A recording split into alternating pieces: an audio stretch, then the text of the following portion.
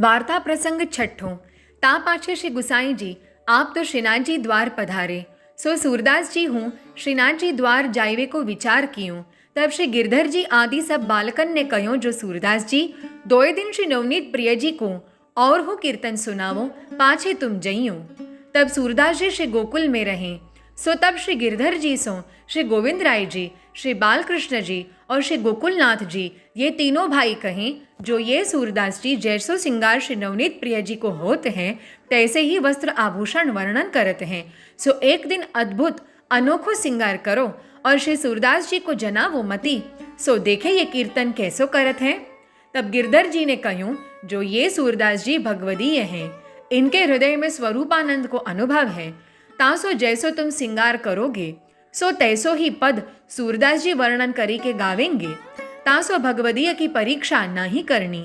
तब उन तीनों बालकन ने श्री गिरधर जी सो कही जो हमारो मन है सो या में कछु बाधा नहीं है। तब श्री गिरधर जी कहें जो सवारे श्री नवनीत प्रिय जी को श्रृंगार करेंगे सो अद्भुत श्रृंगार करेंगे।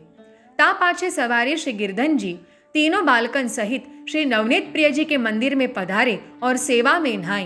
पाछे श्री नवनीत प्रिय जी को जगाए ता पाछे भोग धर्यो थेरी नवाई के सिंगार धरावन लागे। सो आषाढ़ के दिन हते ताते गर्मी बहुत। सो श्री नवनीत प्रिय जी को कछु वस्त्र नाही धराई। सो मोतीन की दो लर मस्तक पर, मोतीन की बाजू पहुंची, कटी किंकिणी नूपुर, हार सब मोतीन के, तिलक नकबेसर करन फूल और कछु नहीं।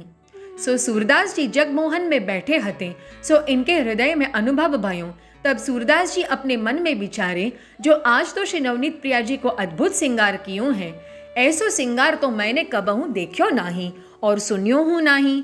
जो केवल मोती धराए हैं और वस्त्र तो कछु धराए ही नहीं। तासो आज मोको कीर्तन हूँ अद्भुत गायो चाहिए। सो जब सिंगार के दर्शन खुले तब श्री गिरधर जी ने सूरदास जी को बुलाए और कहो जो सूरदास जी दर्शन करो और कीर्तन गाओ। तब सूरदास जी ने बिलावल में यह कीर्तन करी के श्री नवनीत प्रिय जी को सुनायो सो पद। राग बिलावल। देखे री हरि नंगम नंगा, जलसुत भूषण अंग विराजत, वसनहीन छवि उठी तरंगा। अंग अंग प्रति अमित माधुरी, निरखी लज्जित रति कोटि अनंगा। किलकत दधिसुत मुख लेपन करी, सूर हसत ब्रज युवतन संगा। देखे री हरि नंगम नंगा। सो सुनी के श्री गिरधर जी आदे सगरे बालक अपने मन में बहुत प्रसन्न भये और सूरदास सो कहन लागे जो सूरदास जी यह तुम कहाँ गाए।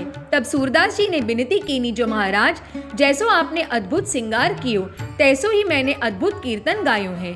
तब सगरे बालक यह सुनी के सूरदास जी के ऊपर बहुत प्रसन्न भये। सो ये सूरदास जी श्री आचार्य जी महाप्रभु के ऐसे कृपा पात्र भगवदीय हैं। सो इनको श्री ठाकुर जी नित्य हृदय में अनुभव करावते। ता पाछे श्री गिरधर जी आप सूरदास जी को संग लेके श्रीनाथ जी द्वार आए।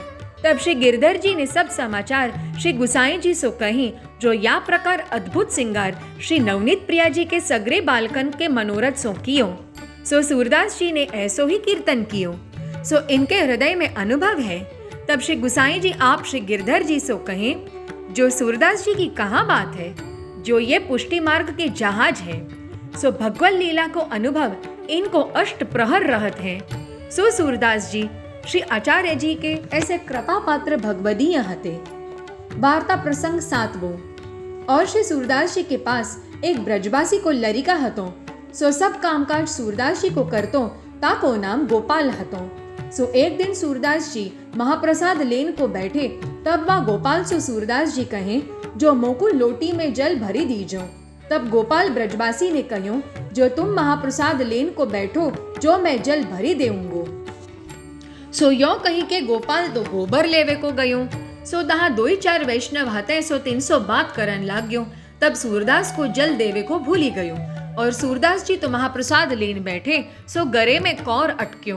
तब बाएं हाथ सो लोटा इत उत देखन लागे तो पायो नहीं। तब गरे में कौर अटक्यो सो बोलियो न जाए। तब सूरदास जी व्याकुल भये। सो इतने में श्रीनाथ जी सूरदास जी पास आए के अपनी झारी धरी आए। तब श्री सूरदास जी ने झारी में ते जल पियो।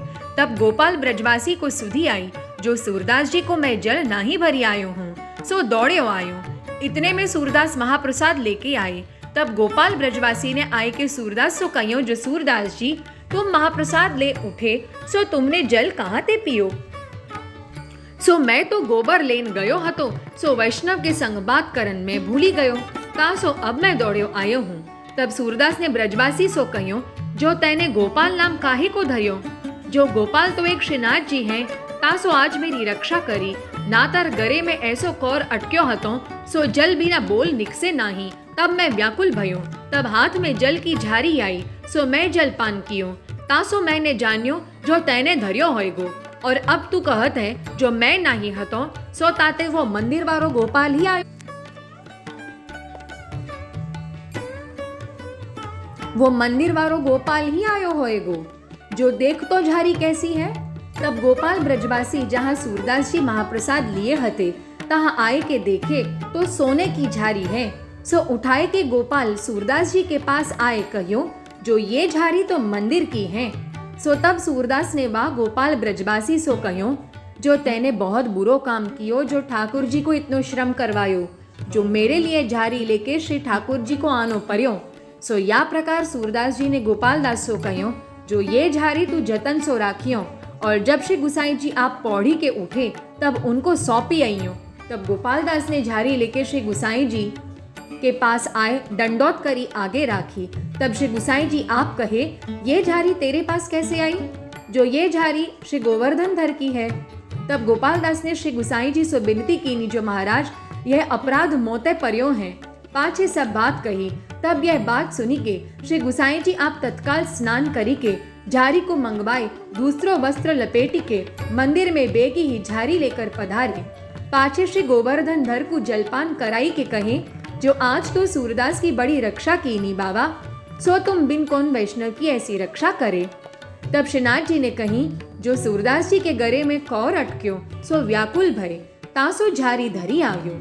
भाव प्रकाश, सो काहे ते, सो सूरदास व्याकुल भय, सो मैं ही व्याकुल भयो, जो भगवदीय है, सो मेरो स्वरूप है। ता पाछे उत्थापन के किवाड़ खुले, सो सूरदास जी आए के उत्थापन के कीर्तन किए, दर्शन किए।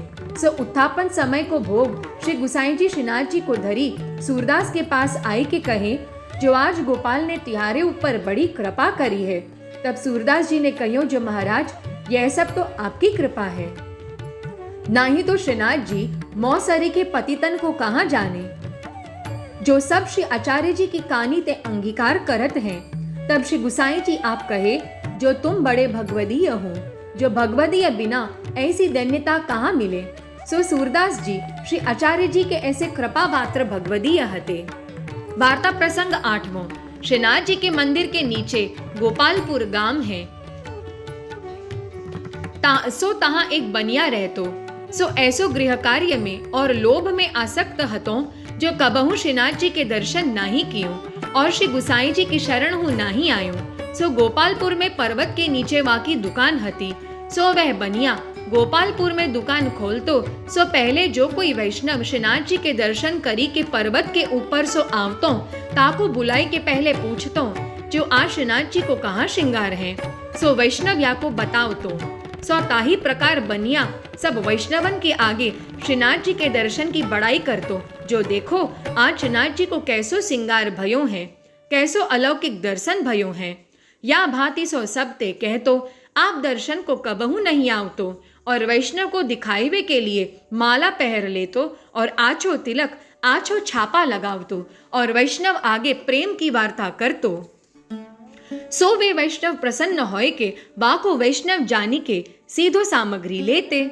सो या प्रकार पाखंड करी विश्वास दे दे के सब वैष्णवन को ठगे। सो द्रव्य बहुत भेलो कियो, परंतु कौड़ी एक खर्चे नाही।